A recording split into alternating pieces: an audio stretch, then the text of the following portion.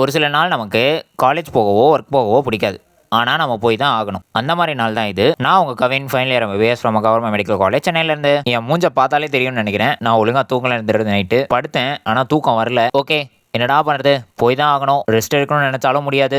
சேலஞ்சை வேறு ஆரம்பிச்சிட்டோம். அட்டண்டன்ஸும் முக்கியம். சரின்னு கிளம்பிட்டேன். ஆனால் சேலஞ்ச் ஆரம்பிச்சதுலேருந்து என்ன நல்ல விஷயம்னா, நானே லீவ் போகணும்னு நினச்சாலும் கண்டென்ட்டுக்காக நம்ம போய் தான் ஆகணும் அப்படின்னு நான் போஸ்டிங் கிளம்பிடுறேன். 8 to 9 கிளாஸ்க்காக மைக் ரெடி பண்ணிட்டு இருந்தேன். கிளாஸ் போஸ்டிங்லாம் முடிச்சுட்டு வந்து சாப்பிட்டு அழகான என்னோட கோரேப் மேகா கூட திரும்ப ஒரு மீட்டிங். அகைன் கிளாஸ் விஷயமா திரும்ப ஒரு மீட்டிங் தான். பூபேஷோட வண்டியை சர்வீஸ் கொடுத்துருந்தானா, கொடுத்த வண்டியை வாங்கிட்டு வரணும், வாடா போயிட்டு வரலாம் அப்படின்னு சொல்லி என்ன கூப்பிட்டான். சரி நானும் கிளம்பிட்டேன். முடிச்சுட்டு அங்கே ஒரு ஜூஸை போட்டு நேராக ஹாஸ்டல் வந்துட்டோம்.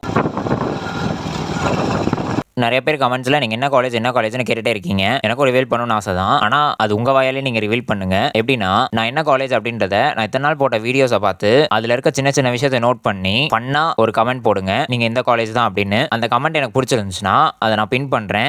நான் பின் பண்ண கமெண்ட்டை போட்டவங்கள நான் இருக்க ஏரியாவிலேருந்து 20 கிலோமீட்டர்ஸ் ரேடியஸ்குள்ளார இருந்தாங்க அப்படின்னா அவங்கள வந்து மீட் பண்ணி அதை ஒரு vlog போட போகிறேன். ஸோ கமெண்ட் பண்ணி கண்டுபிடிங்க பார்ப்போம். ஸ்டார்ட் ஆயிடுச்சு எட்டர்னியா. எனக்கு சர்ஜரியில் தெரிஞ்ச ஒரே கேஸ் ஹெர்னியா. எட்டர்னியான்றது ஒன்றும் இல்லை, எங்கள் காலேஜோட கல்ச்சுரல்ஸ் தான். ஏதோ லவ் லெட்டர் காம்படிஷனா, சரி நாம தான் நிறைய லவ் லெட்டர் எழுதிருப்போமே, இங்கேயும் வந்து ஒரு லவ் லெட்டர் எழுதிட்டு போவோம் அப்படின்னு சொல்லி வந்துட்டேன். காம்படிஷன் ஸ்டார்ட் ஆக லேட் ஆகும்னாங்க. அங்கேயே உட்காந்து ரீட்டிங்கையும் முடிச்சிட்டேன். அன்றைக்கி நான் சொல்லியிருந்தேன் இல்லையா, 25 பஸ்லேருந்து 4 ஜூனியர் பொண்ணுங்க என்னை ரெகாக்னைஸ் பண்ணி நாங்கள் உங்கள் ஃபேன் சார் அப்படின்னு சொல்லியிருந்தாங்கன்னு. அதில் இந்த பொண்ணு ஒன்று சொல்ல மறந்துட்டேன். For more medical college vlog follow and subscribe the curly medic. இதோ இவங்களாம் தான் என்னோடய ஃபேன்ஸ் தான். எனக்கு என்ன சொல்கிறதுன்னு தெரில. என்னால் தேங்க்யூ மட்டும் தான் சொல்ல முடியும். 22, 23, 24, 25 பேட்ச்ல இருந்தும் நிறைய ஜூனியர் பசங்க ஜூனியர் பொண்ணுங்க பார்ட்டிசிபேட் பண்ணியிருந்தாங்க. ஏதோ கேண்டல்லாம் வச்சு ஏஸ்தரிக்கா ட்ரை பண்ணானுங்க. கேட்டால் அப்போ தான் உங்களுக்கு லவ் லெட்டர் எழுத வருமா? டேய், நான்லாம் பாத்ரூமில் உட்காந்து love letter எழுதியிருக்கேன்டா.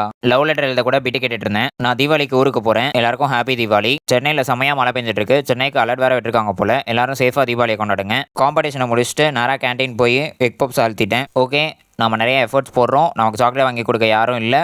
So I treated my self a chocolate. Efforts என்ன ஒன்று தான், என் பிரெயினில் இருக்க ஒரு நியூரானுக்கும் இன்னொரு நியூரானுக்கும் நடுவில் எஃபர்ட்ஸ் போகிறதுல கவினை மிஞ்ச ஆள் இருக்கா இந்த காலேஜில் அப்படின்னு ஒரு சிக்னல் பாஸ் ஆச்சு. பைக் மேலே எனக்கு செம்ம கிரேஸாக இருக்குது. சர்வீஸ் பண்ணிட்டு எடுத்துகிட்டு வந்த பூபேஷோட பைக்கை எடுத்து ஒரு ரவுண்ட் அடிச்சிட்டேன். வர வர எனக்கு காரும் பிடிக்க ஆரம்பிக்குது. மேபி நான் இந்த 200 டே சேலஞ்சில் கார் ஓட்டுற ஸ்கில்லையும் ஆட் பண்ணலாம். பைக்கை தட்டு மாதிரி ஓட்டிகிட்டு இருந்த எனக்கு இவ்வளோ டிராஃபிக்கில் பைக் ஓட்ட கற்றுக் கொடுத்துட்டான் பார்த்தீங்களா, அவன் தான் சென்னை. வரட்டாம் அமைட்டூர் போதுடா சாமி பைக் ஓட்டினதுன்னு வந்து எடிட்டிங் உட்காந்துட்டேன். எக்ஸ் அப்படியே படித்து முடிச்சுட்டு அன்சென்சார்டு வெர்ஷன் சொன்னல, அது இதுதான். ட்ரைசப்ஸ் மசில் கதற ஒர்க் அவுட் போட்டுட்டு இருந்தேன். சார் என்னை விட்டுருங்க சார்னு பிரெயினுக்கு கதறி சிக்னல் அமைச்சிச்சு. உன்னை இன்னைக்கு நான் விடுறதா இல்லைன்னு மசில் பம்பாக போட்டேன். வீடியோ எடுக்கிறதே தெரியாத மாதிரி கேஷுவலாக ஆக்ட் பண்ணுறா அப்படின்னு கரெக்டாக ஆக்ட் பண்ணிட்டான். அங்கே நம்ம சுஜித் ப்ரோவும் ரிஷி ப்ரோவும் ஒர்க் அவுட் பண்ணிட்டு இருந்தாங்க.